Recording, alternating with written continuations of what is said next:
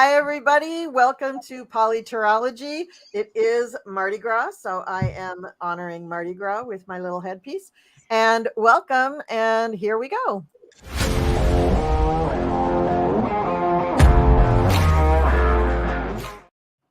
Okay, so for tonight, we have Sherry from Voices from the Swamp. We have Marina from Heart Centered Tarot, Cleo the Seeker, and David, who is brave enough to come on with all of those wild chicks from Tarot by the Bay. I advertised that we would have Sheila on, but she has been called away to actually do work. Imagine somebody who actually has to work. So we will have her on at another time. I'm sorry if that disappoints people, but we will have her on for another PoliTarology. Don't worry. So we're going to go around the circle and everybody can tell us what's going on their channel and what's coming up for them and like that. So Sherry, you want to kick us off? Okay. Let's see. I've got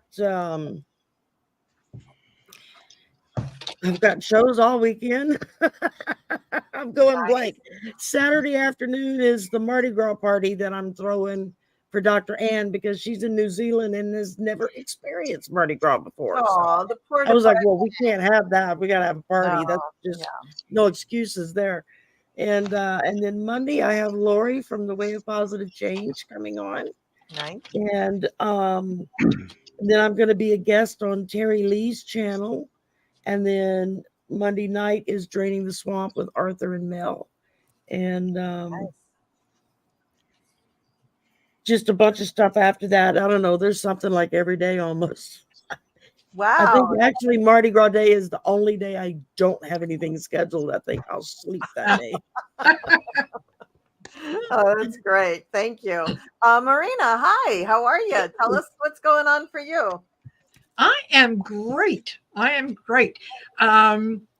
Big announcement that I had yesterday is I'm starting a new course. It is a 30-day course called Achieving the Union. And it sounds like a long time, but 30 days is enough to build a good habit. And it will involve a short 5-6 minute video that I'll download every day. And then there's a little bit of homework that goes with it. And the intention is for you to get more in touch with your higher self, with your spirit and so on. How to recognize when spirit is talking to you versus the noise that's around. Wow. Very helpful. So very, very excited about that. And hoping I will be launching that on March 1st. We'll also have weekly get-togethers to discuss progress, answer any questions, and so on. And yeah, if you want to know what I'm up to, just go to my channel, go in the community tab. I generally over the weekend, I will post what I'm doing every day for the week ahead. So it's kind of like the old-fashioned TV guide, remember? Where you used to take a highlighter and go, oh, I need to see it. Yeah, there you go. That's what you could do. So yeah, that's what's new with me. Great. I keep saying I'm going to do that every week and I never get around to it. Overachievers. Cleo, hi. I haven't talked to you in a while. How are you? I'm good. Good. What's going on? Well, first I want to say that what Marina's doing with that new thing in March 1st, that's very cool. I love it that you're doing that. There's so many people ask those kind of questions, how do I do all this? And I just love it that you're doing that. So what I got going on is Monday, I have the Mystic Four. And Thursday, I have a show with you, Colleen, and Marina. Looking forward to that. Yep. And then next Friday, another PoliTarology. So that's about it for now. Okay, that sounds really good. And David, welcome back. I'm so glad we didn't scare you off the first time. Oh no, it was a blast the first time. Great, that's great. So tell us what's happening with your channel and what's going on with you. I'm staying the course, throwing up videos every day. About a month or so ago, I started a second channel called Tarot of the Seven Seas, which focuses on international readings, mostly based in the EU. And I put up one video a night over there and two on my main channel. Next week, Marina and I have our Taco Tuesday, our bi-weekly political tarot session in Snarkfest. And Yes. that usually goes for about an hour or so. But other than that, just keeping on, keeping on. Great. Sounds fantastic. Well, I hope I'm not repeating anything that I said before. I'm going to be joining Sherry for a little tiny portion of her Mardi Gras show. I do have people coming to do a circle for the new moon tomorrow night, so I'm not going to be able to stay very long. Sunday, we're doing Reveal the Future, and we're going to have Kevin Chandler. Marina's going to join us for that. Cleo's going to be on there, and also Val. And then next Thursday, as Cleo already said, we're on Marina's channel to talk about stuff. And then we have another PoliTarology. And yeah, so like that. So all good stuff. So, okay. Well, Good week. Without further ado, I am going to bring up my New York Times headlines. I have to get ready for this. Here we go. So here we go. So in the New York Times, I just pull a bunch of headlines that are topical. I focus on political headlines. I also do a search for congressional headlines and SCOTUS headlines. And if I still don't have enough, I look for government headlines. But today I had plenty in all the categories. So the first question is, who will replace Ronna McDaniel as leader of the RNC? And the article that I read in the New York Times proposes that her second, who is Mr. McKissick, who is the current co-chair, is a runner for, in the running for that position. But also there's a Mr. Whatley. So Mr. Whatley is the chairman of the North Carolina Republican Party. He ran for the chairmanship last year and did not win. Ronna beat him out. And Mr. McKissick, I don't think ran, but he has made it clear that he's very keen to become the new chairman. So the question is, do we think Mr. McKissick will take the chair? Or will it be somebody entirely different? Because, DJT is really running the Republican Party. So if he likes, Tim Scott, he'll be the guy. Who knows? So if anybody's already ready, they can go ahead and start. Well, I feel like I haven't really paid much attention to this, but I did see that she was stepping down. And I'm wondering why. Why did she step down? Is it because the Republican Party is in such disarray that she was just given up, or what? And how much influence does this person? What are they called? The head of it, or the chairman? The chairman of the RNC. Well, the money for the RNC has run out, and it's really kind of not her fault, all of it. But apparently, they claim she's mismanaged the money. But part of the reason they've run out of money is that they were paying Donald Trump's legal bills up until last December. And so now they're acting like, well, she didn't run it very well. Well, come on, guys. And also, I think she made some statements recently in the news that people went, oh my gosh, they're clutching their pearls because she's saying things that only boys are allowed to say. So I think, well, it's true. And I think they're really just coming down on her. David, do you have anything to add to that? About Ronna? Is that, have I represented that pretty well? I think you've represented it really well. The other thought that comes to mind was, remember how Trump was playing her up about 3 or 4 weeks ago, right around the time of the Iowa caucuses. And you'll see him, he's been doing it with a number of people. And Ronna McDaniel was throwing out some comment, because people were asking, are you going to be the VP? And she goes, oh, I would love to serve as his VP pick. And I really think that Trump is having his apprentice moment. He's probably offered it to Tim Scott, Ronna McDaniel, Kristi Noem, and whoever else, to see who will twist themselves into a bigger pretzel for him. I think with Ronna McDaniel, her suspending that money to pay for Trump's legal bills is why she has now fallen out of favor. And she probably did it for the right reason. They don't have enough money to do it, and he's got a PAC and he grifts. So he's allegedly a billionaire. So pay for it your damn self, and that's enough to get you fired. Yes. So given that, Cleo, does that help flesh out the situation a little bit? Definitely. Yes, definitely. So does that change what you're thinking, or do you have It any? doesn't really change what I'm thinking.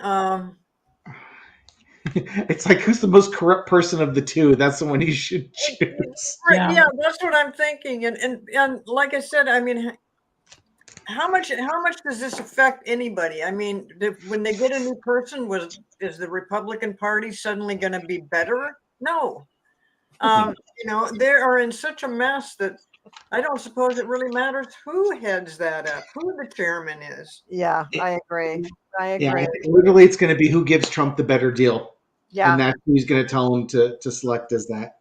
And I So could have sworn that I read Jesus. something in the last couple of days that she was being investigated for something. Perhaps it has to do with the money.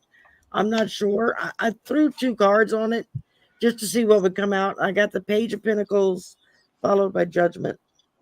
yeah, So they're definitely judging her. yeah, they're judging her, and they've got a choice to make, and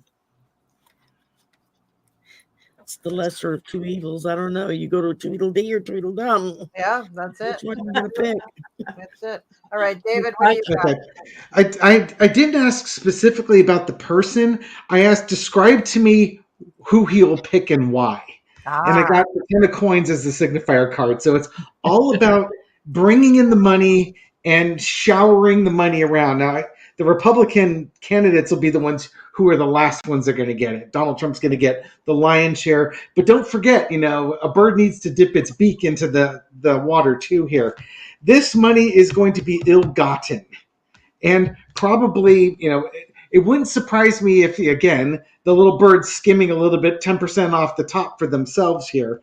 It's almost like, get the money, and I don't care how you get it. If you can get a hold of the Russian oligarchs or to funnel money through the NRA or something like that, I don't care so long as you get it and you give some to Trump. What's interesting is that I don't think any of the candidates are ideal. There's offers going out here, and either the people don't want it or they can't deliver. And we got the 3 of Wands. So really, I think to me, what they're looking for is overseas money. The money in the U.S. is not say dried out, but Donald Trump already has all that money. So they need to figure out a way to get money from overseas into the RNC. Got the Chariot card underneath. So this is going to be an ongoing process. They may not pick right away. They may keep weighing candidates if these first 2 candidates aren't in exactly what Trump is looking for. Where was I going to go with this? The overseas money. You know what it's reminding me of? Trump with his NFTs. Those little pictures of him as a muscular cowboy and an astronaut and stuff like that. It would be like if the RNC had NFTs to get money in from foreign governments to get around campaign finance laws. That's it. Getting creative. It's sort of like that. They're going to try and figure out a way to replenish the Russian NRA flow, because that's all stopped up. So I don't know which one of it is. Maybe neither of them, but that's kind of what he's looking for.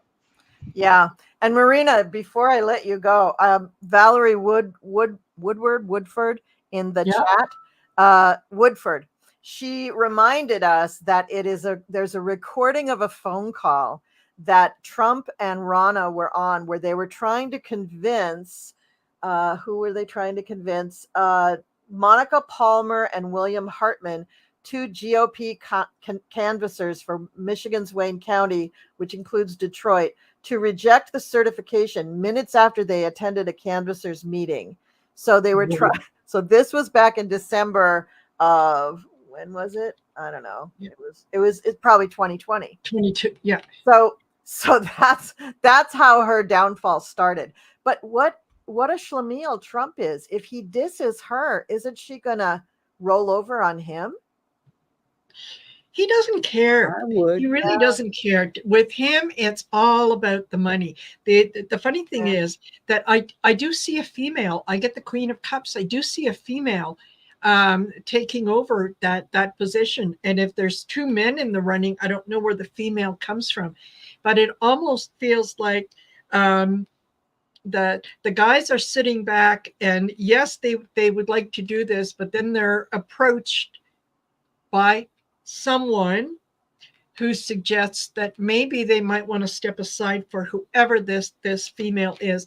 I also get the hangman, which is yet they're going to be encouraged to see things from a different perspective. And if this is somebody who can bring in cash, it could be someone like MTG.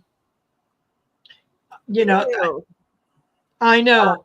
It's I need to go and take a shower now, but yeah, that's it's that kind of energy. Yeah. You know, that she's approached him and said, hey, you need cash? I got the cash, I can bring it in. Yeah, and MTG is a known good fundraiser. She does do that. But this is the national stage, just not Georgia. So I don't know. I just get that. Yeah, I don't think it's going to be McKissick or the other guy. I'm with you. I think it's going to be someone completely different. Yeah. That, if Trump could appoint Walt Nauta, he would. I mean, that's where his head is at. He just wants somebody who's loyal to him, gonna grab a lot of money and, give it back to him. So, oh my gosh. Yeah, you're right. I just feel like I need a shower already. Yeah. Just creepy. Okay. Totally. All right. So on to question number 2. So, Robert Hur, special counsel, had to do an investigation into Biden's classified documents, just like I guess Jack Smith had to do one into Donald Trump. Is that what he was doing initially? Yep. So he wrote up a report and blamed it on Biden's, basically old age, lack of memory, getting doddering.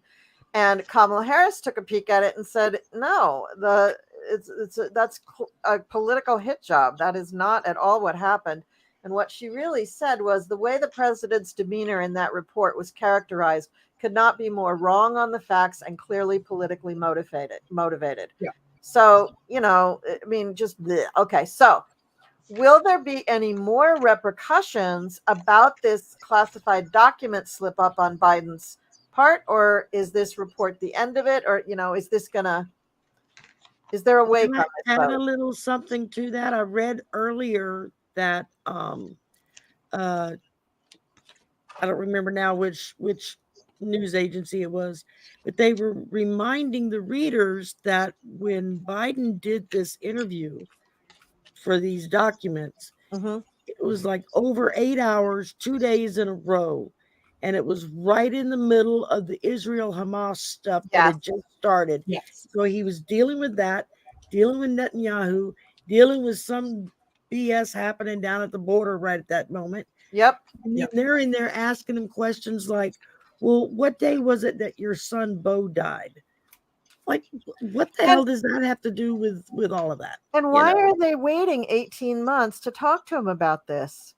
Exactly. What in the hell, man? I mean, but they were evidently asking him some really off-the-wall questions that had nothing to do with what he was there for, Right. Right. It was intentional. It was intentional. It was designed to make him look bad. It was that offhanded, compliment. This is there going to be additional fallout?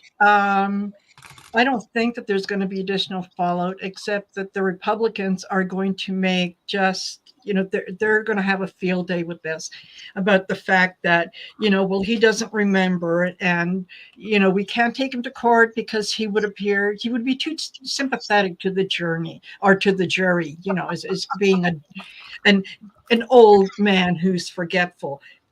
And you know what? I think to that I have to say, okay, well, let's look at his competition. Let's look at Trump, who thinks that Biden is going to start World War II, and that he won against Obama.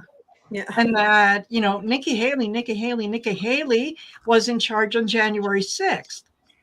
So, let's be careful before we start pointing fingers about who's lost their marbles.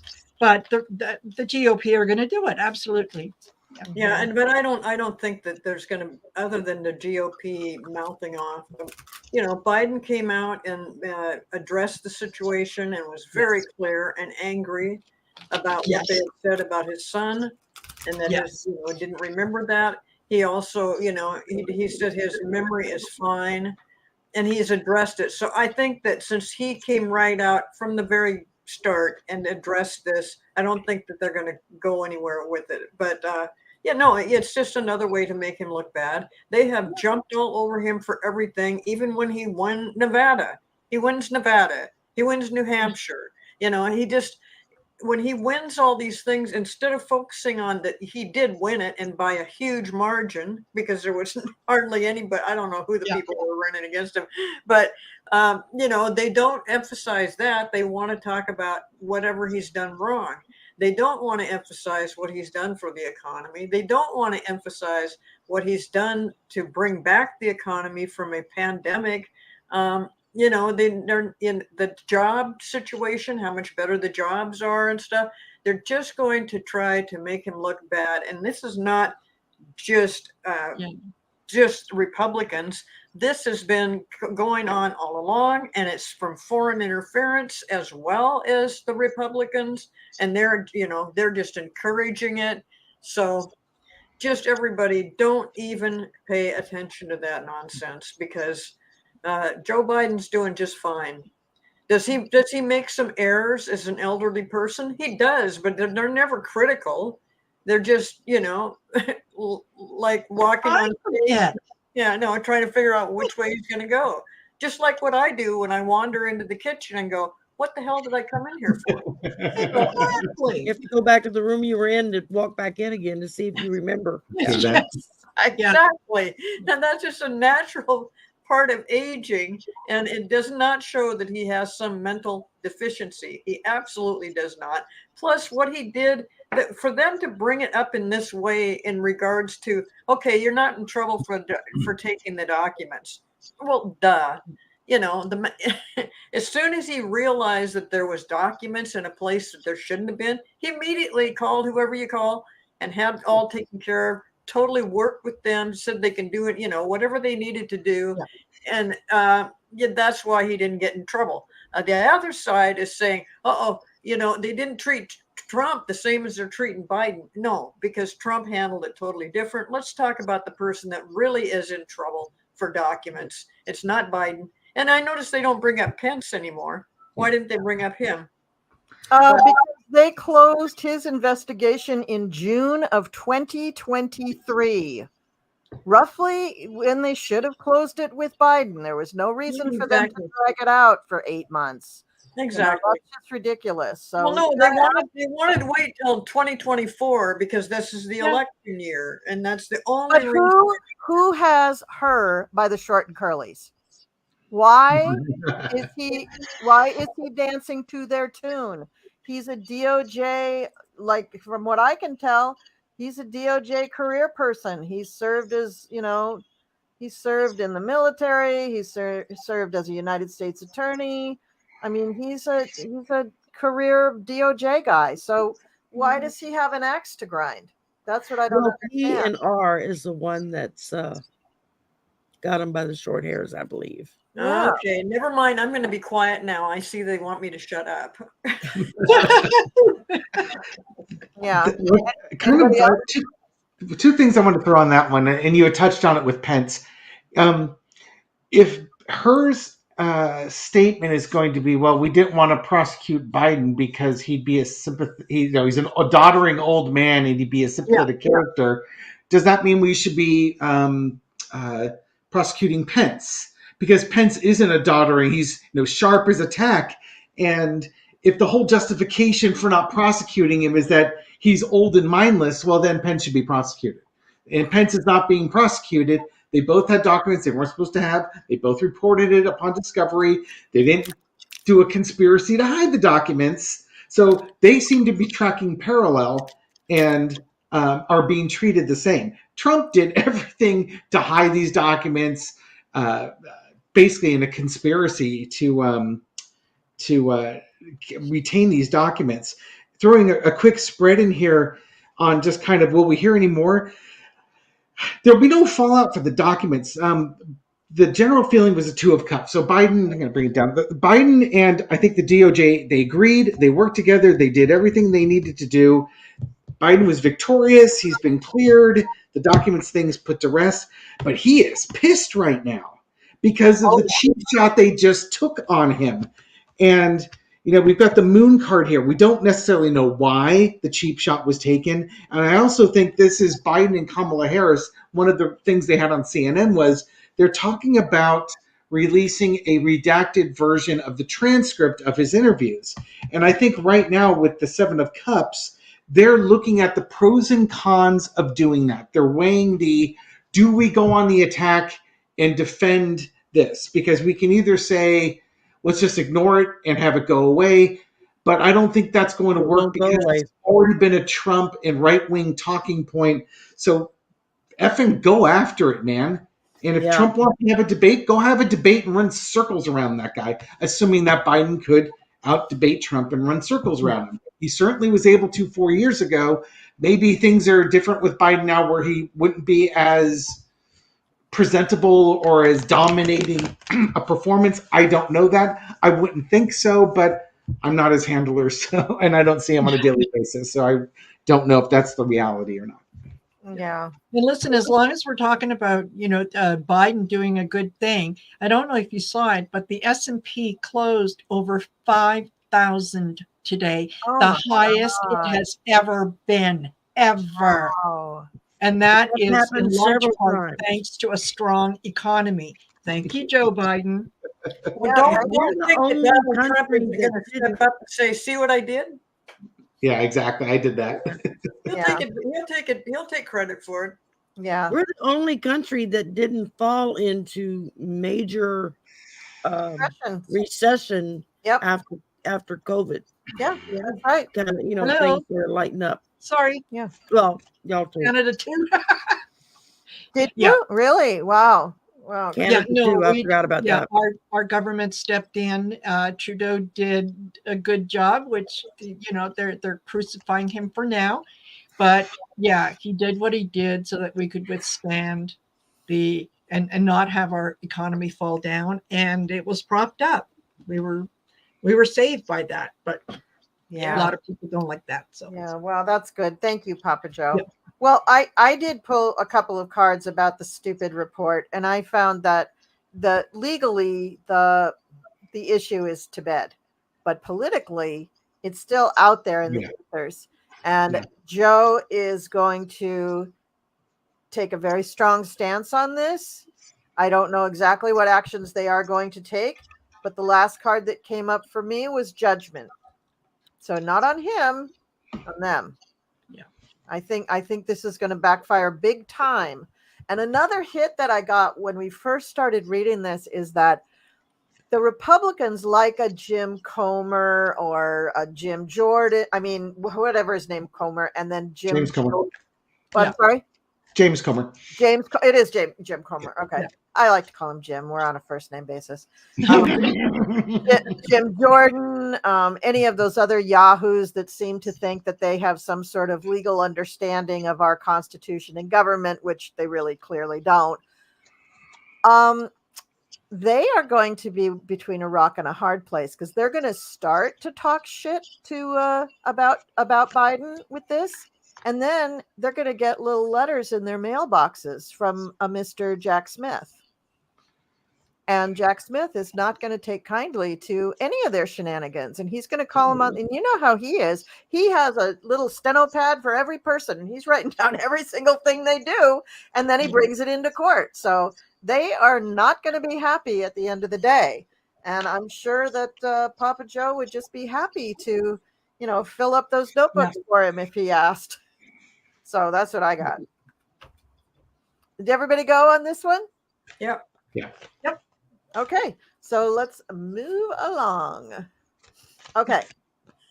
Now, the chief witness against Matt Gaetz is cooperating with the House ethics investigation. So blah blah blah. We know all the people that are involved. Blah blah blah blah blah. So I think okay. So it is Mr. Greenberg who is currently in prison, I guess, Yes, serving 11 years on the basically I had sex with a 17-year-old charges. And he said, his lawyer said, Mr. Greenberg has and will cooperate with any congressional request, which puts it on the record, which means that then they can, when they bring up charges, that he will also cooperate. So, how soon can we expect Florida to charge Gates? And will this cause Mr. Gates any sort of chagrin to the point where he might step down from his seat in Congress? What do we think?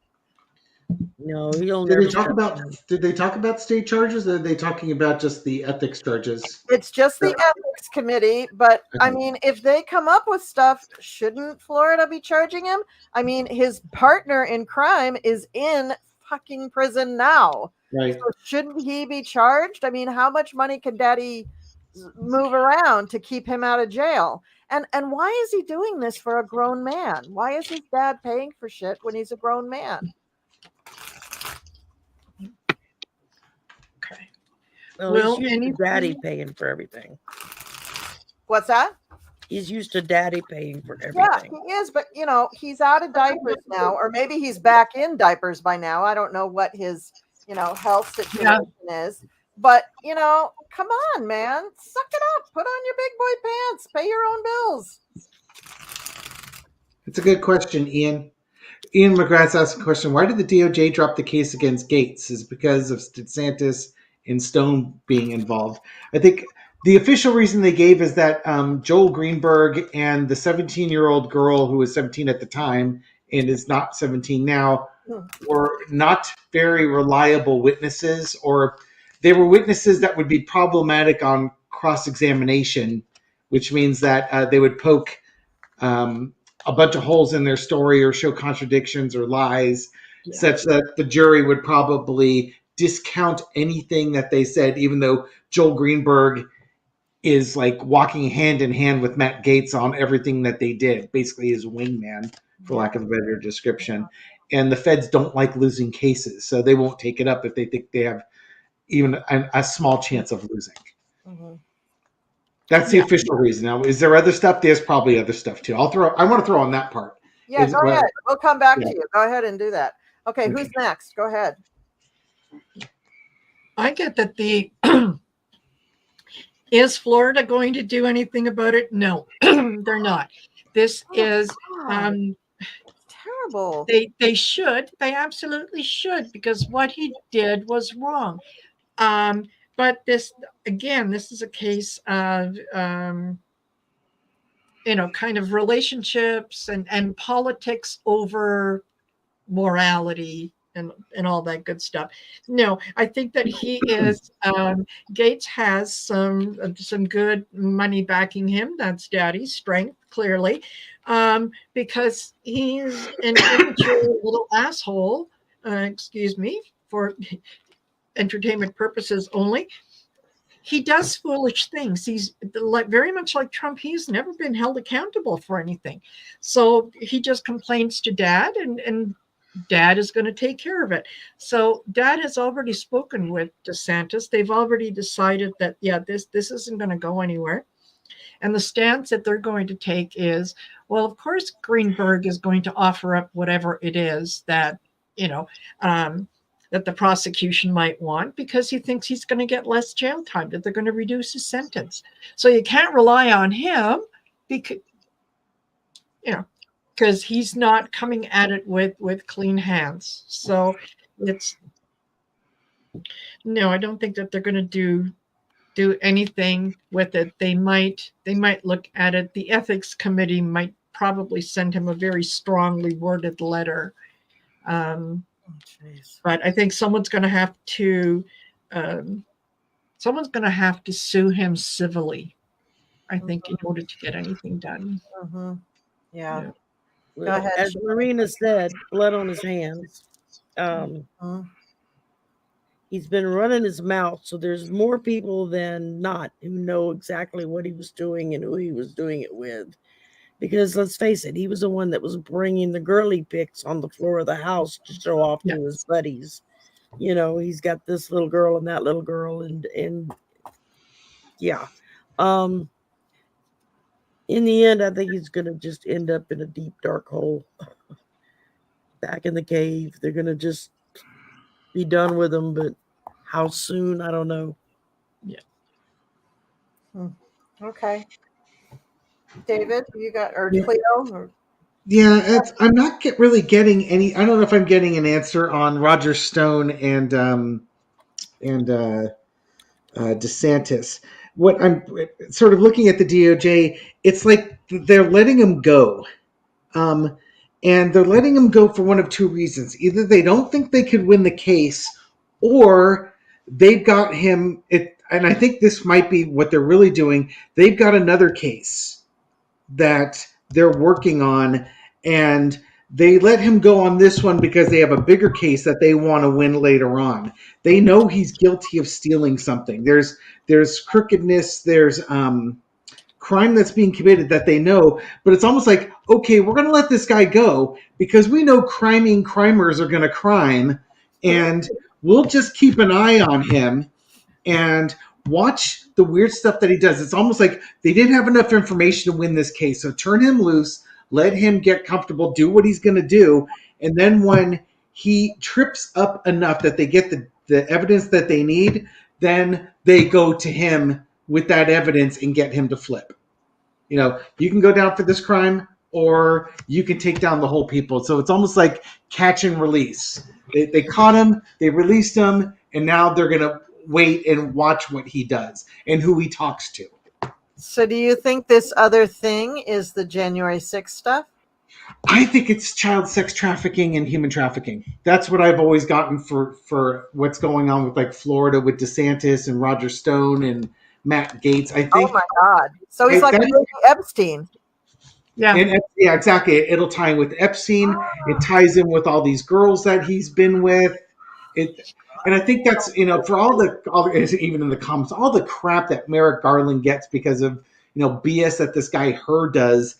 I think the DOJ I cannot shake the feeling that the DOJ is sitting on the biggest almighty zit that has ever been on the face of the United States. Yeah. And everybody can see the zit and they want them to pop it. And they haven't done it yet. Why? Because it's a veritable volcano underneath that thing.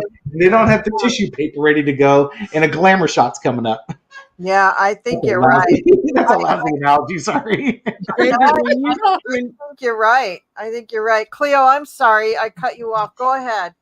No, that's fine. I don't really have anything to add. Everybody else has put in an awful lot of good information here, and it just floors me how the Republicans, it's just another aspect of the Republican clown show where they have people that, this has nothing to do with what they're trying, what we expect to see out of the House.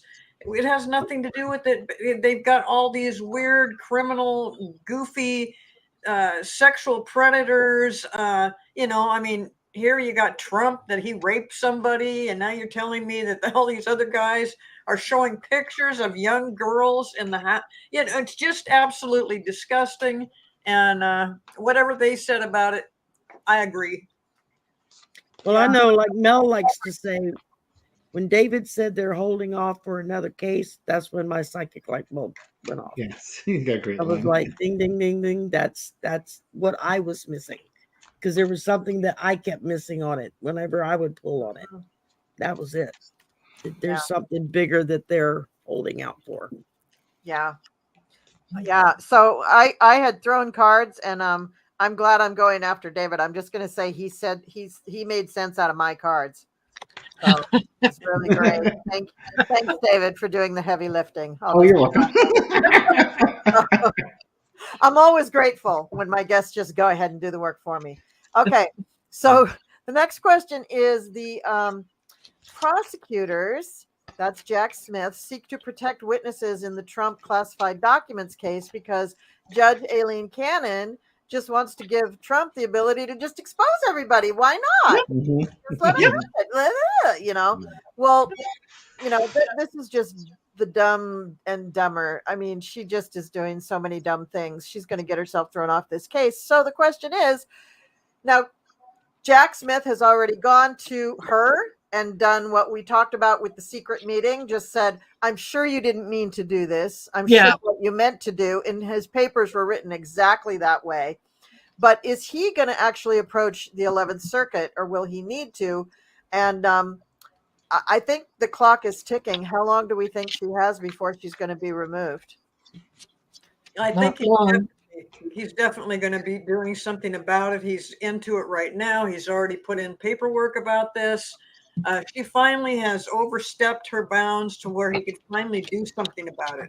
He's wanted to do something. He couldn't because she didn't take enough of a risk, and now she finally has.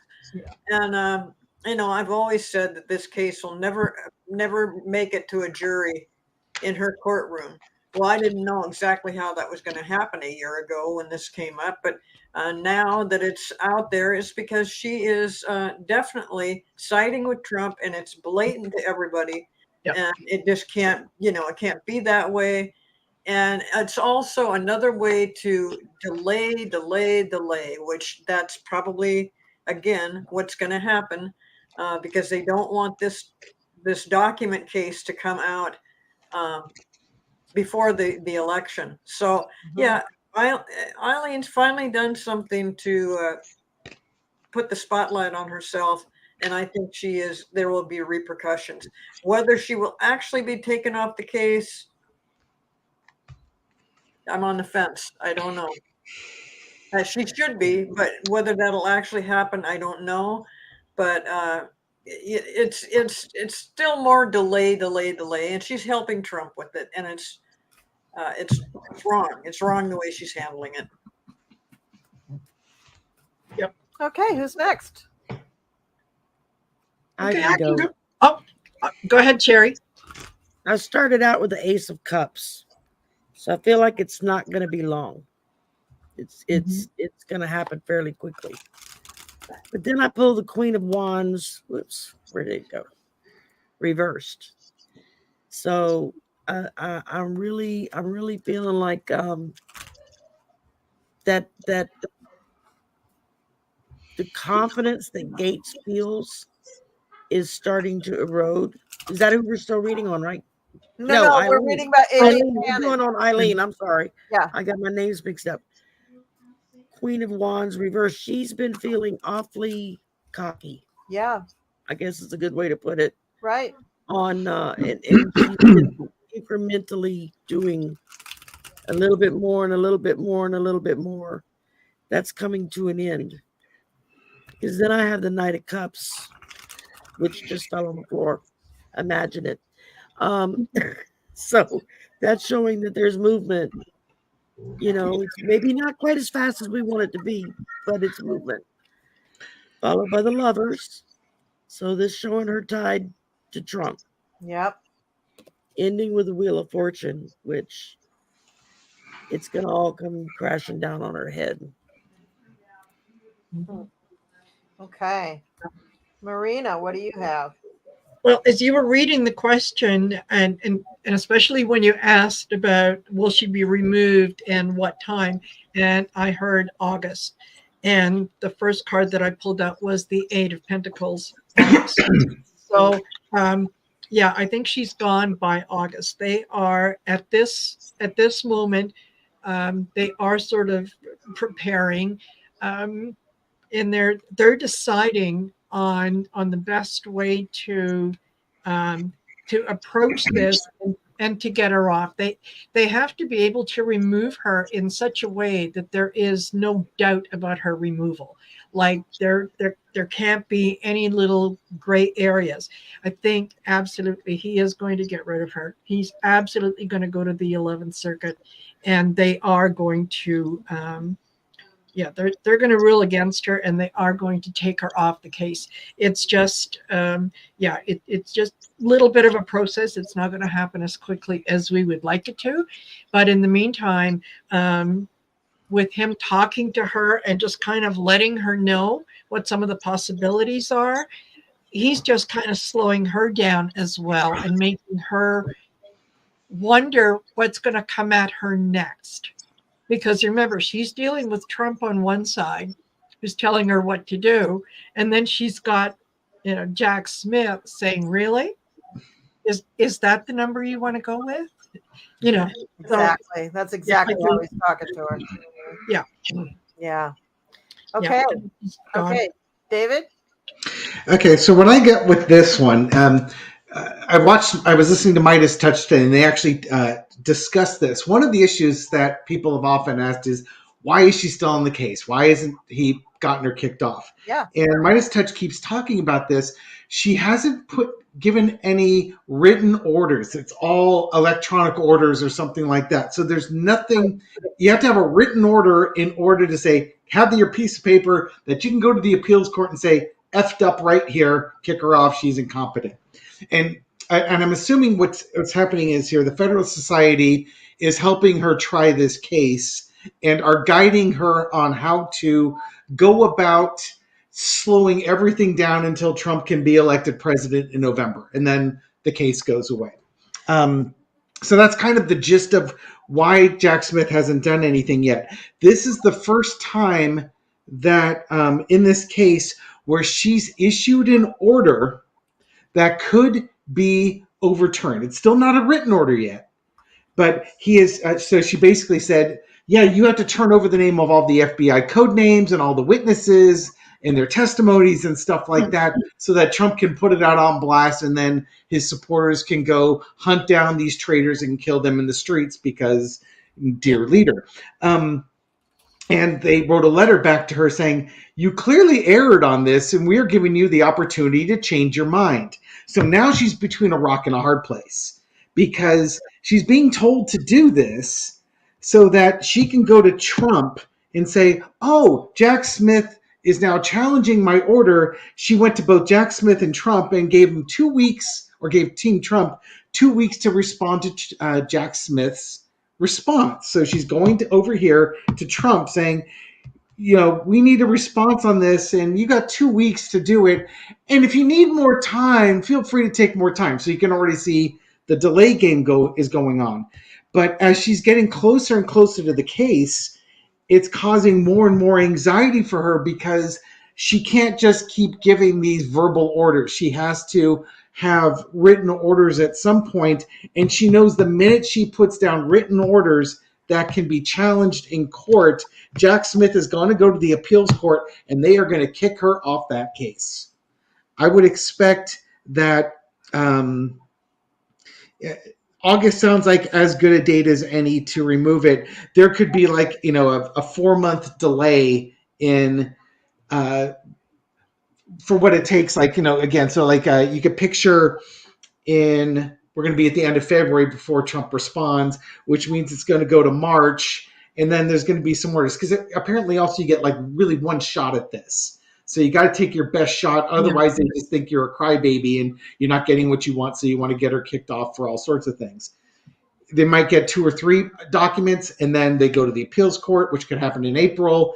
And then there's a process that goes through, and then she's pulled out from the case. And by the time they get the next judge on, get people up to speed, you might very well be in Marina's August scenario for this case. But you have to remember all the times that she is saying that all these names and information can be exposed to anybody, to everybody. And it's really dangerous. And this is Jack Smith is just like, oh my God, you want to do that?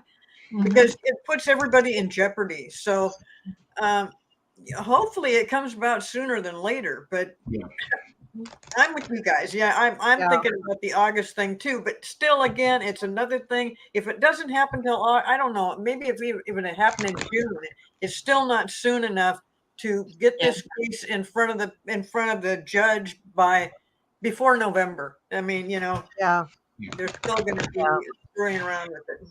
So I threw some cards on this, and I just feel like she is working so hard with the Federalist Society or whoever is advising her to keep this thing on the slow and ugly. But she's not going to be able to keep doing it for long. She's really running out of excuses. Her way of avoiding censure from the 11th district in Florida is to not write up actual orders that quote, we're following this law, we're following that law. She's just scheduling things. Yeah. So you can't really find fault with someone who's just scheduling things. But even in that, I think Jack Smith is in some way going to be able to do this. Now, here's another little conundrum with Ms. Cannon. Her husband apparently, just for allegedly and for entertainment purposes only, is tied to the Colombian mob. I mean, it is Florida. We've all seen the movies. We know this is real life, and we know it happens every day. Okay. And the other thing is that, yes, she may have already given out information to people about these witnesses because she already knows who they are. And the other conundrum for them taking her off the case is, how do they gag her so that she doesn't release the names anyway? She is a terrible person. She is a person who wants to hurt people in the name of Trump. She's a crazy monger. Well, and part of me is like, I don't even know if she fully realizes just what kind of danger she's she realizes her husband works for the mob. Come on. She really totally realizes her husband, I mean, anybody who's ever had, a corner drug deal knows how the mob works. So, so I think that is another consideration. I mean, Jack Smith is no dummy. He has prosecuted people at The Hague, and he recognizes some of the really dangerous traits of the people he's dealing with now. That's why he's the person making these decisions. So I think that he will prevail, but I think that it's a very complicated game now. Yeah. So where she took this case that was a very simple case that could have been prosecuted, she dragged it out to, next 100 years from now. And now it's just a big cluster F because she knows the names of these people. She's probably, her secretary or clerk knows the names of these people. She's probably hired someone who's very sympathetic to her political leanings to help her. And if they just cut her loose from the case, how many names are they going to just accidentally let out? How many names? Well, she's also saying that Jack Smith did not give a good reason for why they shouldn't be, and why Trump shouldn't know who these people are. And this is ridiculous. Anybody who has worked on the confidential documents orders knows that nobody knows the full story of any of this. That's the only way to keep things safe. And Trump never actually, even though he was president, he never really had a security clearance. So the only thing that allows me to sleep at night, knowing that he's probably already given away half of these documents to, our enemies, is that, they already knew the documents that were stolen, and they changed all the codes and alerted all the people and, took steps to protect everybody because, his information is basically meaningless. But so I think that it remains to be seen when she will leave. But I do think sometime between June, and I'm going to say June, like late June, like the summer solstice to the fall equinox. That's the timing that I'm going to give, which is pretty much June to late August or early September. And that's a nasty one. Okay, now let's get on to the fun one. Okay, so the fun question is, now Tucker Carlson did an interview of Vladimir Putin, for better or for worse, and he did it from Russia. What kind of an idiot is this guy? Are they going to let him come home? I mean, good question. I would be scared to death, honestly. Have they come up with a Hanoi Jane nickname for Tucker Carlson? Not yet. If you're going to put Jane Fonda through the ringer for that, he deserves every bit of scorn that she had to endure for what she did. He really does. So, he's still collecting his $15 million a year from Fox. So he's not hurting. except his ego is hurting because he's not in the news every night. And so he did this thing, and apparently Putin walked out, and it was, very blah, blah, blah. It was just a softball interview allowing Putin to air his grievances. But my question is, will Tucker now be beholden to Putin for even more treachery and espionage? And will he survive it?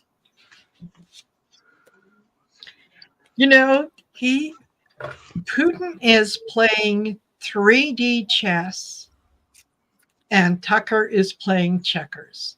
And he thinks he's winning. That's right on. Right on, Marina. Did you hear the laugh? Did you hear the laugh in the interview? And I'm like, Tucker, control yourself. You're with the head of the Soviet or the old Soviet Union of Russia. You're in danger. No, Hillary Clinton was absolutely right when she was interviewed and asked about that. And she said, well, he is a useful idiot. And that's exactly what he is. A useful idiot. And that's why Putin gave him the interview, because he knew that, whatever he said, two things are guaranteed to happen. Tucker Carlson was going to get that look on his face, and he was going to agree with everything that Putin said. So, he just went in there because Vladimir Putin agreed to the interview because that guy is such a knucklehead that he knows that he's with Trump, and anything that has to do with Trump, that's what Putin wants. He wants Trump to be president. He's been pushing for it. We've had all this Russian interference, whether you know it or not. It's constantly there on a daily basis. And to have somebody like Tucker Carlson go over there and do an interview with him, it was like a no-brainer. I'm sure Vladimir Putin was just laughing his ass off. Like, okay, I get to say my little piece, which was, again, just nothing but propaganda. Yep. And Tucker Carlson is like getting his he's getting his 2 cents for backing up Trump, and then Putin wants Trump back in there so that the United States will quit giving money to Ukraine, quit helping Ukraine, just get them out of there. If the United States hadn't interfered, he would have had taken over by now, and and he's frustrated with that end of it, but. Tucker Carlson, just another puppet. That's a Putin puppet. Putin has had a hard-on to demolish the United States for a very, very long time. Ever since he was in the KGB as a young trainee, he has had it out for the USA. And why? I don't know. I don't know if something happened to him when he was younger that involved an American, or if the KGB was just that damn effective in brainwashing him. Or was he dropped on his head as a baby? There is who that. knows? I mean, obviously they didn't throw him out the window, so he's still here.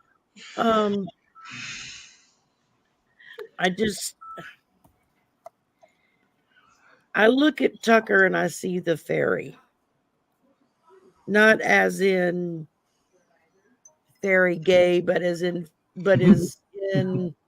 fairy, airy, head in the clouds, and useful idiot. Smart, and he doesn't know diddly squat. Yeah. Basically, Putin just had him on so he could blow smoke up his ass. Yeah. And just say, okay, here, let's do your interview, ask your questions. I'll tell you what I want you to know, and we'll let it go at that. And it's just going to be a long road, a long, dark tunnel to, if we're lucky, jail. But I don't know.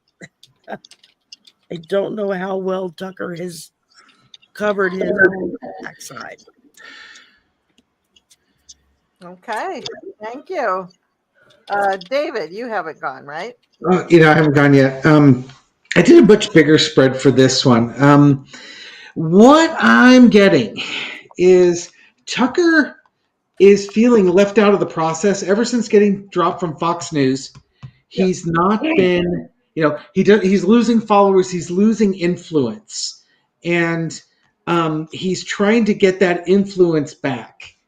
And so he hasn't been complaining about it that much, but he's been kind of scheming like, okay, how can I get this influence back?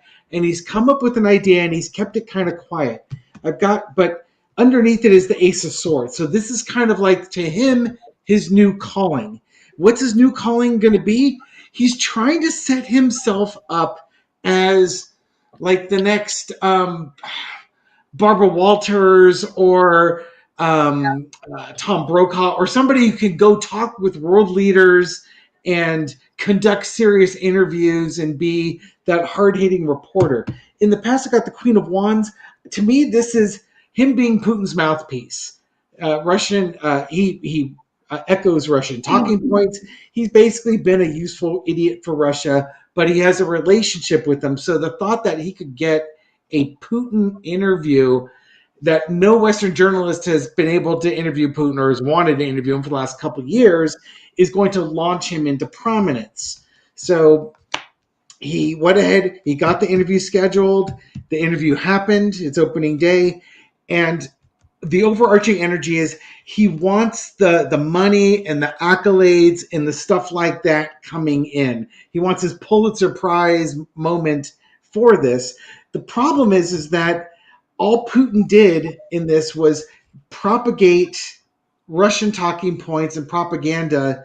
Both Fifth Column just talked about this one too, that what the GOP's been telling the right about Putin is not what Putin told Tucker Carlson, who the GOP on the right are going to be watching as his audience. So, they talk about, why did Russia invade Ukraine? And the GOP talking point is because of NATO expansion. But Putin gave a 20-minute historical diatribe on Ukraine and Russia, and not once did it ever come up that it was because of NATO expansion. So, not that Tucker Carlson's listeners are going to look at the data critically, but it's a mixed bag here. And Tucker might be fooling himself into thinking that interview went great, because he came out thinking he's a star. And okay, is this a rising star or a falling star? So I threw 3 cards on that. I got the 2 of Cups. There's agreements. King of Swords, which is why I'm thinking he thinks he's now going to be this hard-hitting interviewer. And the Knight of Cups, where he has softball interviews and he's reaching out to go for people. So I do think that on some short-term basis, he's going to have some success. I would expect like Viktor Orban in Hungary and other places where you have authoritarian, probably would go to Turkey to interview Erdogan or something like that, or Netanyahu. He's going to go hit the who's who of extremist right-wing dictators and do interviews with them to be fair and balanced, just ask questions. I think that's his plan. I think it'll work on the short term, but this is one of those things that just isn't going to age well. That's the gut feeling I have. Is I hate saying he's going to do great, because I want to say he's going to burn in hell for everything he's done, but I actually do think it'll help him on the short term, but it's not going to age well in the long term. Yeah, I agree with a lot of what you said. My big thing on the cards that I threw is that I don't think this was Tucker's idea. I think he was summoned to Russia. I think he was told that he was going to do an interview. I think he was told, we can help your career. We can help you do these interviews with all sorts of world leaders, my kind of world leaders. So I do think you're going to see him go on a tour. Now, let's hope that Tucker actually is able to come home. This was my original worry, is that he's going to get stuck in one of these authoritarian countries and not be able to come home because he's an asshole and he's going to break some kind of protocol or rule, and he's going to insult somebody, and that dictator is going to say, throw him in jail. I worry about that, because I see that he really thinks that he's in on the game. He really thinks that he knows what's going on and that this is his decision. He thinks that he's doing this big plot with Vlad, and that, it's gonna put some money in his pocket. Somebody's gonna put money in his pocket. Tucker doesn't actually need the money, he needs the accolades, he needs the ego gratification. And in the end, I think he's going to be fighting for his life. I don't think this is a fun look for him. I could see him going to interview Xi Jinping or Kim Jong-un and not being able to come home. I'm serious. I think that it'll be a long time before Tucker Carlson gets that being comfortably in his own bed. Go ahead. He gets that stupid ass look on his face, that I think he thinks it makes him look intelligent, and he doesn't realize it makes him look like an idiot. Yeah, I mean, and I think his role model here is Geraldo Rivera. Yes. Do we remember opening that vault? Yeah. Wasn't a good look. Oh, right. Wasn't a good look for Geraldo. And I think that Tucker's, if he's lucky, going the same way. But I think you'll see if he actually does a few of these interviews over the next year or so, watch for physical changes in his appearance. Because I think what he's going to be doing is going to scare the shit out of him. What Rose says over here, she goes, 45 needs money from Putin. And as soon as I read that, I thought, yes, that's what's going on. Send Tucker over there to appease Putin to get some money to Trump. But Tucker hates Trump. He hates him. Yeah.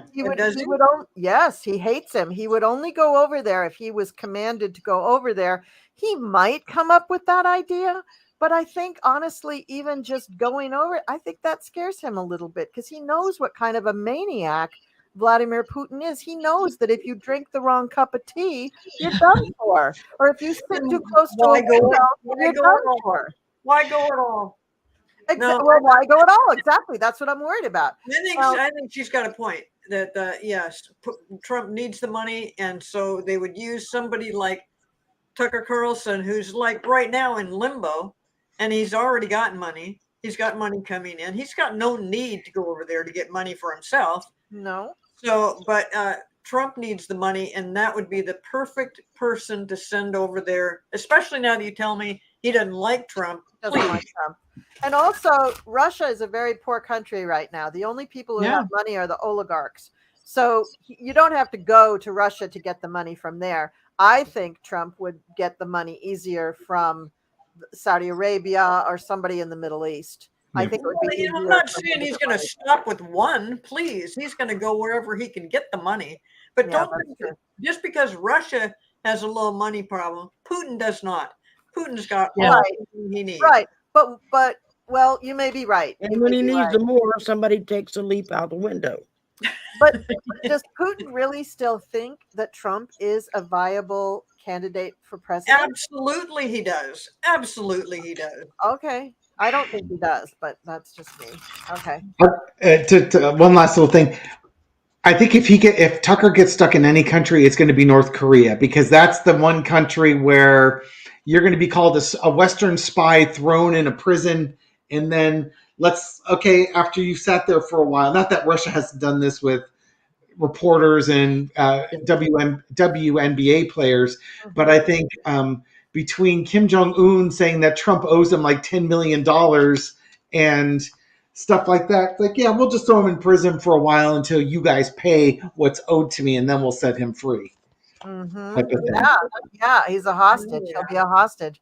It'll be very interesting with all of his parts. It'd be very interesting to see what happens to Tucker Carlson and what color his hair turns over the next year. Yes, I really do not see good things in his future. I really don't. Okay, so we all read on that, right? Okay, so let's see. Go to the Supreme Court one. Yeah, that's the next one. That's the next one. So, good day for Trump and his lawyers. You may have all been listening in on the live stream of the Supreme Court and all the questioning, especially the brilliant Ketanji Brown Jackson, and Elena Kagan was also brilliant. But Sotomayor was ripping them a new one too. I have this split up into two parts. So let's see. I'll do the first one. So they do seem like they're really kind of trying to put them through the ringer, and so it does appear that they will vote in favor of keeping Trump on the ballot. Yep. But if they do that, what will the backlash to SCOTUS be? And will this open the door to investigations into some of the justices? Yay. Yes, it will. Yeah. This is, they are in a tough position because if they say their question is did he actually do an insurrection? Was he a part of the insurrection? Mhm. So if they decide that he was, they have got to support the Constitution of the United States, the 14th Amendment. Mhm. If they say he wasn't, they've got to say, well, then what was it? And everybody is going to question that because everybody in the world has seen the video. You know that it absolutely was an insurrection. So, and also his Trump's attorneys could not explain to the court because they asked them, they said, okay, so what about this was not an insurrection? And they said, well, no, it was a riot. Well, that's not an answer. That does not support that. They had no supportive anything to back up those that it was a riot. So they're going to have a real tough time. And it was the Jackson Brown, Justice Brown, Yeah. who is asking the right questions about this. I noticed the others are just kind of keeping quiet right now, but she's asking, what is it about this that was not an insurrection? And he gave a brief answer and she said, okay, thank you.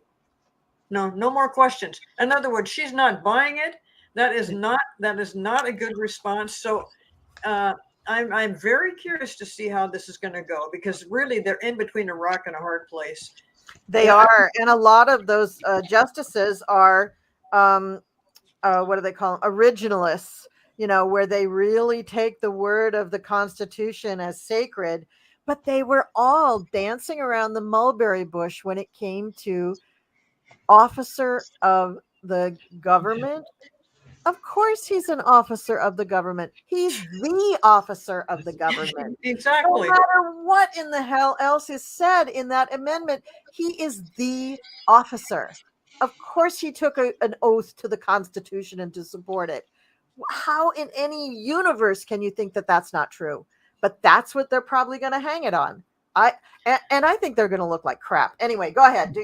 And they're also saying, that it's up to the voters. Now, I have found that argument to be totally asinine.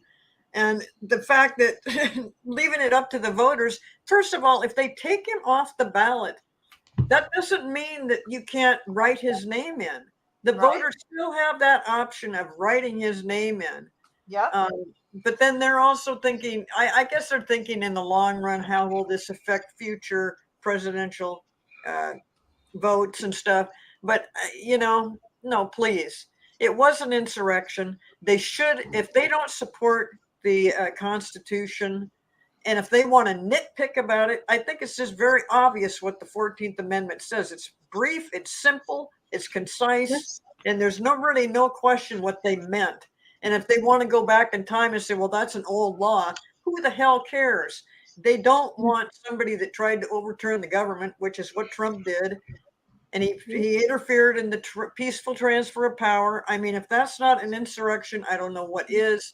The court has to recognize that. But then again, if they do that, they change a lot of things. But on the other hand, this nonsense about let the voters decide, I think they could do something about let the states decide because they might want to wimp out of the whole thing. Mm-hmm. And I would go for that too. I'd go for that over not doing anything. Let the states decide because there has been over 30 states that took this to their own courts and wanted to have something done with it, but couldn't do anything until after the Supreme Court made a decision about this insurrection. Mm-hmm. And can I just remind everybody that when Alito wrote the overturning of Roe v. Wade, he based it on a law from 1826. Oh, good. I'm glad you brought that up because that was the other thing. You're dealing with the court that has overturned Roe versus Wade. Yeah. And now this comes up. Yeah. Mark my words, as time goes by, regardless of how this turns out, there is going to be some changes to the Supreme Court. I see a time where they're going to say, wait a minute, what about this lifetime thing on the court? Is this really the best way to handle it? No, it is not. Why is it that every judge in every state that I know of has to be voted in?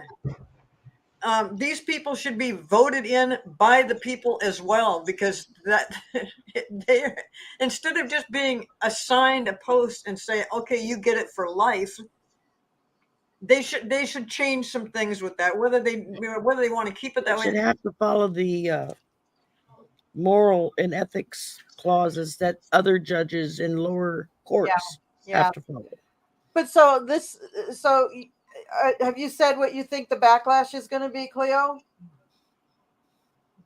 The backlash of this particular you know that they're gonna put out an opinion that is just a cluster F. It's not going to be the right thing. They're going to screw it up every way, upside down, until Tuesday and Wednesday. And what we're going to be left with is the cleanup of that. And I think it's going to look terrible on them. I think it's going to come back on them. Terrible for the country. If you have a Supreme Court that cannot abide by the law themselves, not enforce the Constitution, what the hell do you have? That's right. Yeah. Right. All right.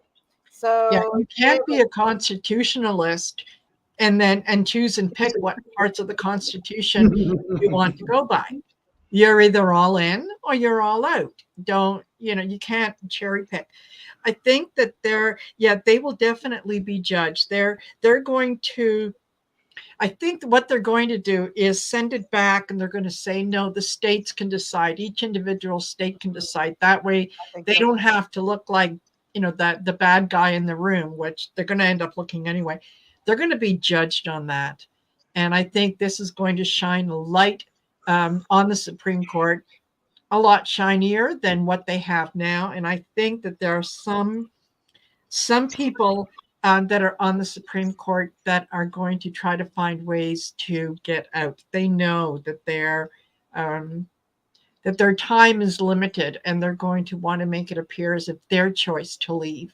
So I think we might be hearing very soon, if not this year, next year, about certain judges having heart conditions or having health issues that require them to spend a little more time with their family, and after years of devoted service and so on and so forth. So I think you're right, Marina. I think you're totally right. All right. Well, I pull the chariot. And so whatever's going to happen, they're not going to drag their feet on it. There's going to be a decision made here, whether it's to take it or to ignore it and send it back down to the states. And then I pull the Wheel of Fortune. So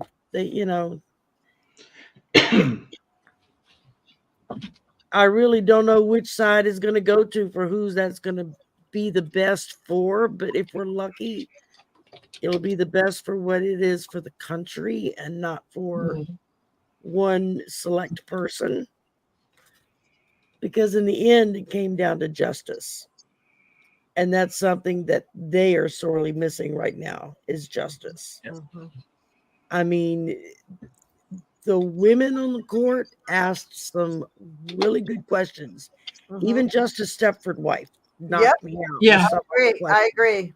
Yeah, I was like, holy crap, did she flip sides? I mean, she asked some good questions, but all the women did. The men asked, no offense, David, but some really asinine questions. None taken. Call it like you see it. The men, by and large, are the older faction of the court. Yeah.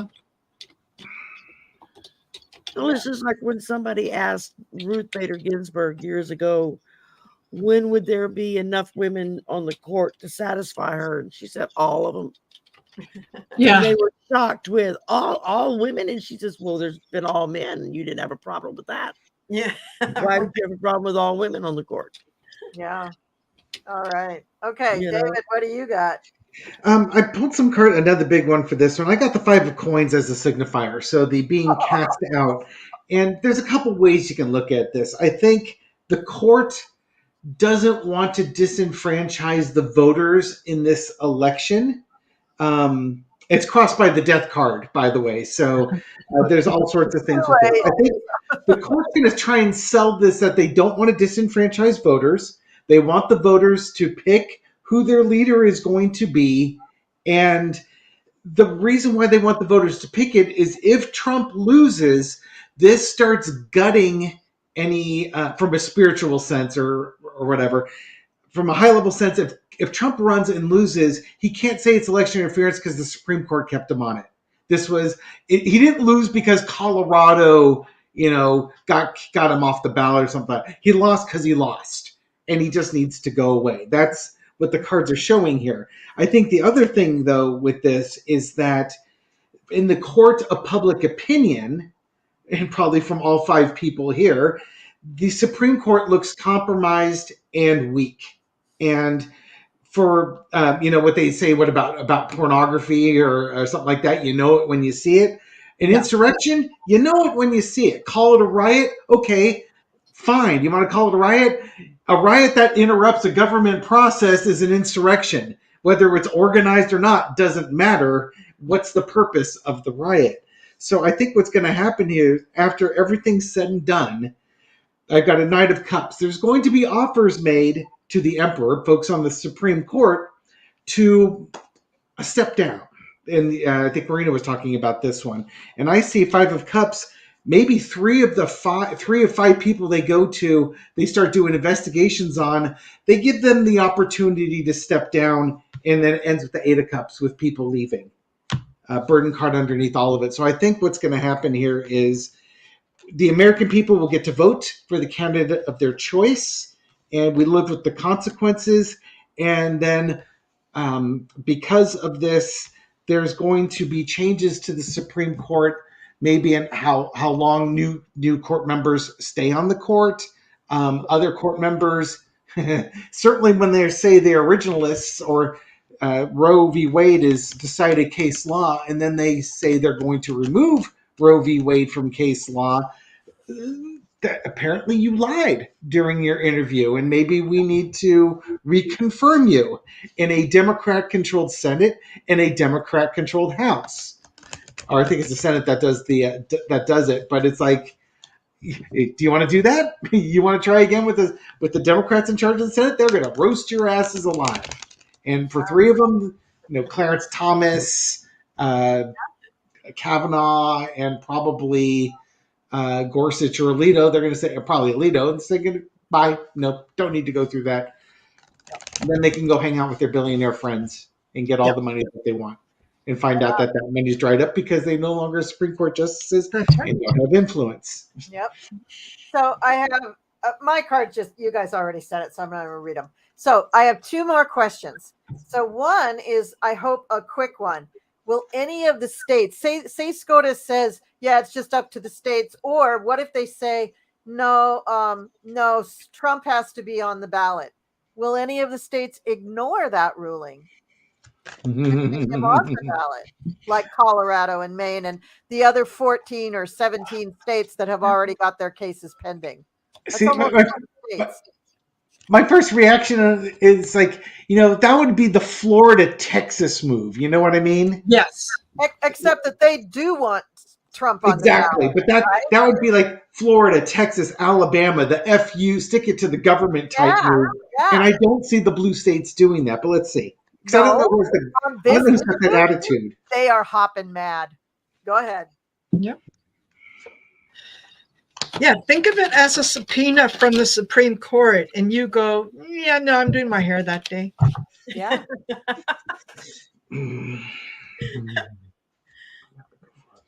Okay.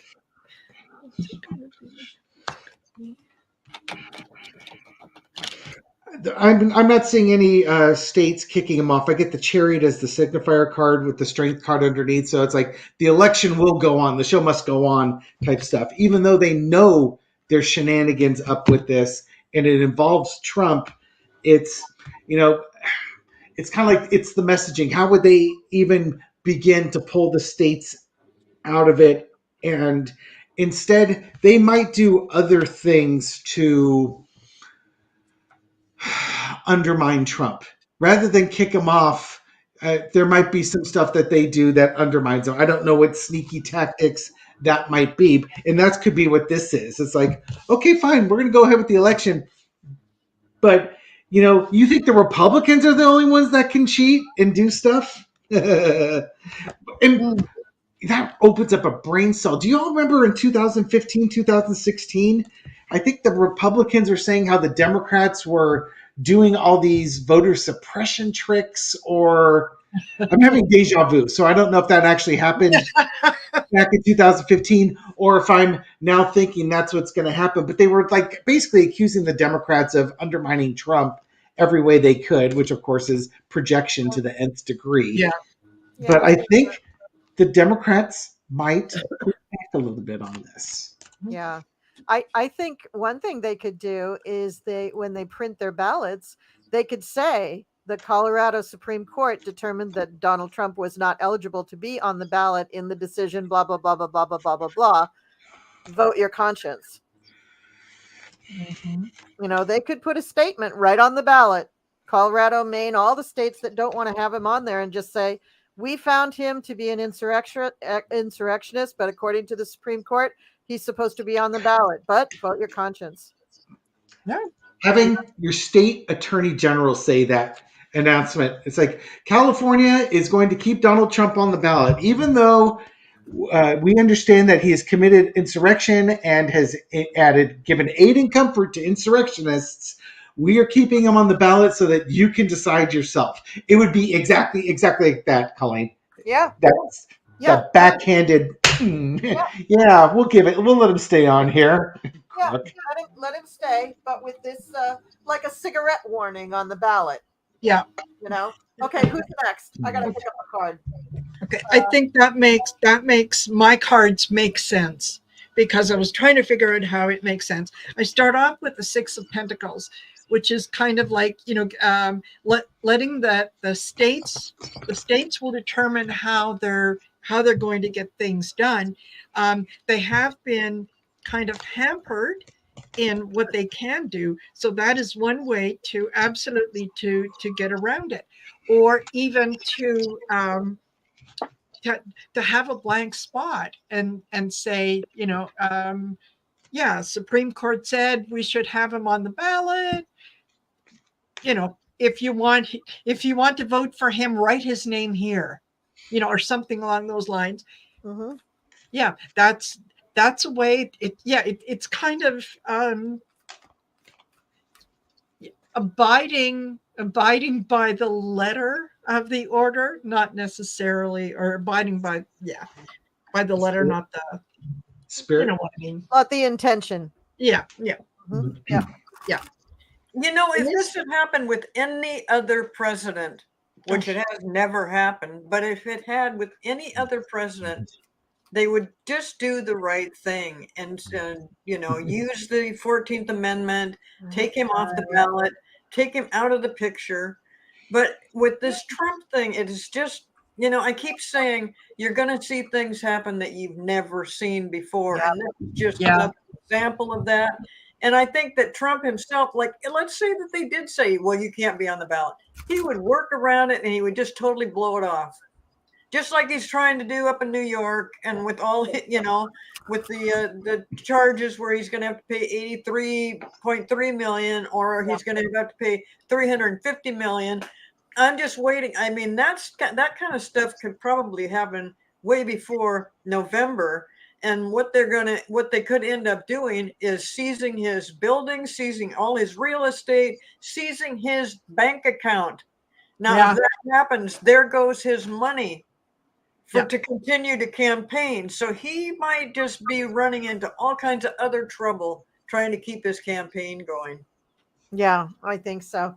And I think that this answers the question about why Trump is so hell-bent on determining who runs the RNC, because if he has control of the RNC, he'll just have them print up his own ballots for those states and submit them as if they're real.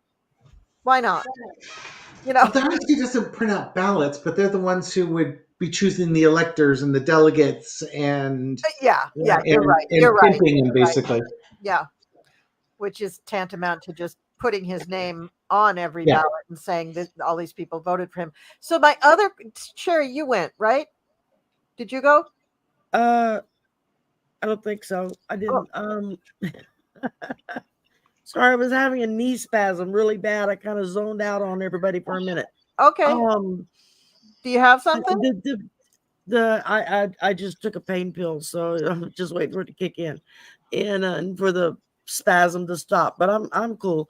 I think the main thing with no, I lost it. It was there, Okay, and then we'll have another question, Yeah. similar topic.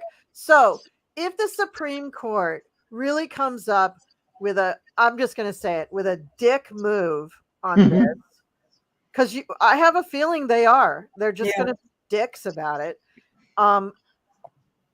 Is this okay? And then we get a few of them thrown off, right, or taken out, or they have to leave, or whatever. If there's any taint on their reputation, would that and this case decision, would this allow us to reopen the decision and rehear that decision because it wasn't right, because the person like Clarence Thomas shouldn't even be listening to the case, because he should be recused, and every other case that he was on for the last 5 years that had anything to do with January, or 3 years that had anything to do with January, he shouldn't have been a part of that. So would we be able to reopen some of those cases and rehear them, especially this thing about the 14th Amendment? Because I think it would be very healing for the country for us to get the Supreme Court to rule according to the Constitution. That's what I think. So I think you're right, and I think it will happen, but or could happen, but not in time. Not nearly in time. No. This will be way after the election. Yeah, way after the election, because there's no time. I mean, we're talking about this. I agree with you. I think that's what I said earlier, that is the kind of thing that's going to happen, that we're going to see these people looking at how we do this thing with the judges and how they're assigned to be a judge for life, that everybody it's going to be revamped. It may still be the president saying, this is the people that I think you should look at, and then there'll be a group of people that decide it. But I think the time limit, I think that they need to revisit, after say 3 or 4 years, revisit that judge and go through some things and decide, do you think that they should still be on the panel? I mean, it's just to just take all these, I know it's worked for a long, long time, but it's not working now.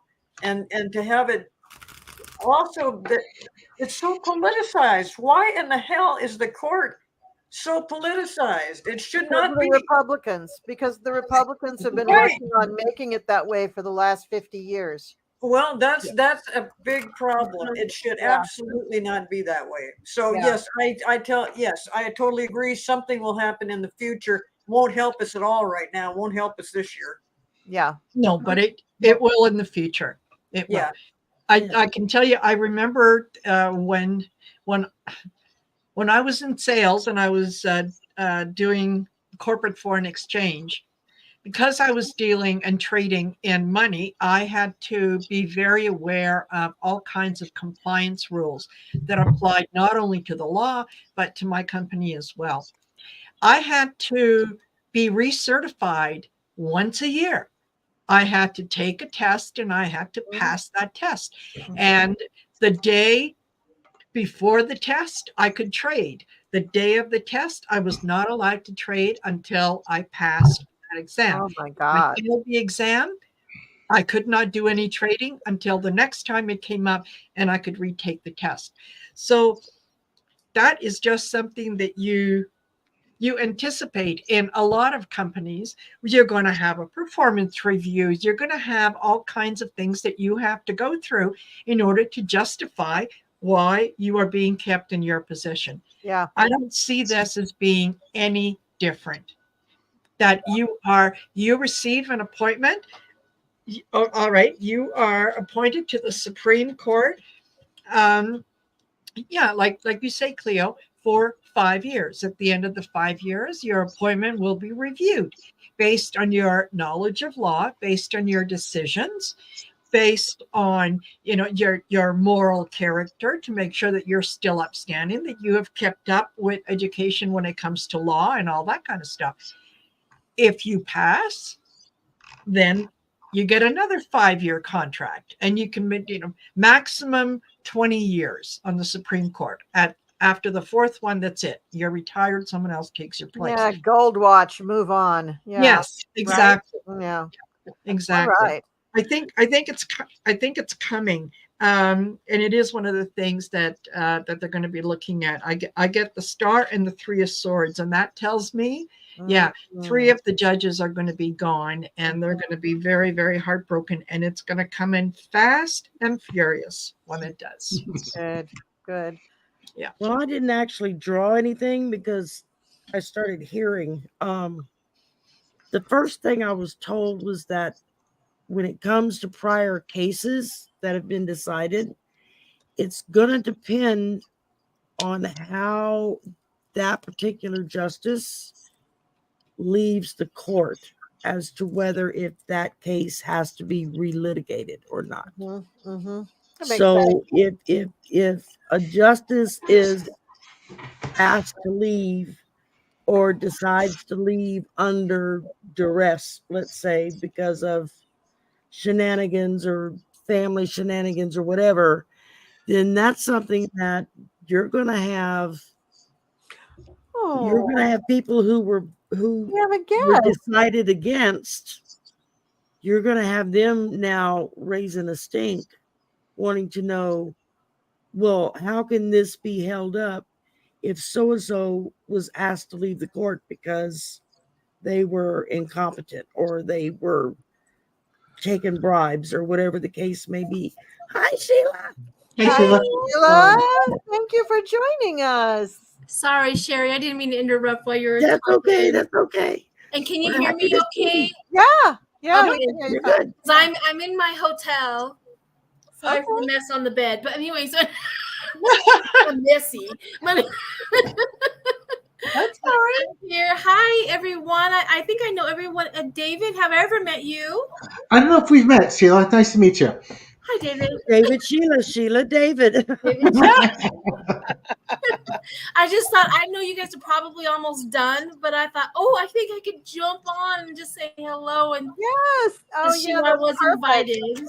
That's perfect. That's perfect. Yeah, we're on our last question, but yeah, welcome. Very nice. There you go. I'll just sit here and wait and just enjoy. Okay. All right. Okay. David, did you go? Not yet. Okay. Go ahead. What I see as the fallout of all this is temperance with the Page of Sword underneath it. So I think the fallout from this is that when it's all said and done, the Supreme Court is going to go back and revisit cases, but it's going to be very specific cases that they look at. And the cases that they look at are going to be cases where there was a conflict of interest with the justices due to money. Marina was saying 3 justices, 3 of Swords. I'm getting that same card in the Fool card. So it's like for instance, the Roe v. Wade. Will they revisit that one? They may not. They probably won't revisit that one. That'll just be another case that comes up. But if there was a case where, like, Citizens United may not be the best example, but there's a case where they say Clarence Thomas had a conflict of interest because he got money from it, or he wasn't declaring money. They'll look at like, we had 3 justices that ruled on this case. It made a difference whether this case got passed or failed. So let's relitigate that. We'll stay whatever that is. We'll put it on the docket, and we're going to hear oral arguments and then revisit that again. This time with the proper number of justices that are unbiased, or they could even go more extreme. I doubt it, but they can go more extreme and overturn it, saying, this would have, if we disqualify these justices, it'd be, 4-2 in support instead of a 5-4 loss. But somehow I think they'd want to they'd want to take it back and basically do a do-over. Yeah, I That's your agree. president. I think anything where they should have recused and they didn't, they had a conflict, but they didn't admit it. Yeah, I think that those would be the specific ones that they rehear. And Yeah. I think, I believe we have 13 districts in our country. We should have 13 Mhm. Supreme Court justices. I mean, That's why we have and 9 justices now, because they had upped the amount of courts to 9 circuit courts, and mhm, so they added the extra justices, so there was a justice for each court. Yep. Now we have, what is it, 13 courts? 13, So 13. there should be 13 justices. And also Elections have consequences. and on the lifetime appointment, they decided that when people were lucky to live past the age of 55. Yeah. That was a big deal to live past 55. People live to like 100 now. So if you put them on there for life, you just have these sad old bag of bones sitting on the bench, who are like, is it time for the blue light special? I mean, come Yeah. on. Come on. You gotta let these people go, let them go to their happy place and get somebody who's excited about making the arguments, to make the arguments, because these people are they're just too old. Mitch McConnell, please go take a vacation. Yeah. You are too old. You're sick. Enjoy 5 minutes with your family, okay, before it happens, because it's happening, baby. All right. Well, does anybody have anything else to add before we say our au revoirs? We're good. We laid Just glad Sheila made it. Yeah. glad you made it. Even for a minute. It's nice to have you here. I'm like, oh, let me get in there real quick. Oh, that's great. That's devotion, man. I love that. That's fantastic. Well, I'm always grateful when somebody invites me, and I think it's how can I put this? Gratitude when to show up, right? And so I was really feeling really bad that I wasn't able to be here, and so I always want you guys to know that I am really grateful when I'm invited. So that's really sweet. You're welcome on any of our channels at any time. I'm going to have you all on mine. That's what I'm going to do. I'm going to do a political party is what I'm going to call it. Nice. Woo-hoo. Nice. Very that good. works. Very good. Yep. So right. get that invitation out. Oh, that's great. I look forward to that. That'll be wonderful. Well, thank you everybody for joining us tonight. Thank you, Sheila, for showing up, even if it was at the very end. At least you showed up. That's awesome. So, Sherry, thank you for helping me with the hosting duties. Marina, very nice to see you. My sister, you know how much I love you. Sheila, love, love, love you. David, thank you so much for coming back. I'm glad we didn't scare you last time. And he's a brave man to take on this much. He is. Feminine. Feminine energy. Yeah. So, and the people in the chat, I gotta say, now I think it was Ian McGrath that reminded me about the Colombian connection for Ms. Cannon, or Judge Cannon, whatever you call her. So I forgot to give them credit for that. So I wanted to mention that. And everybody, thank you for watching. And I'm so appreciative of everybody coming out on a Friday night to play with me. This is my favorite game to play, PoliTarology, and I hope it's becoming your favorite game too.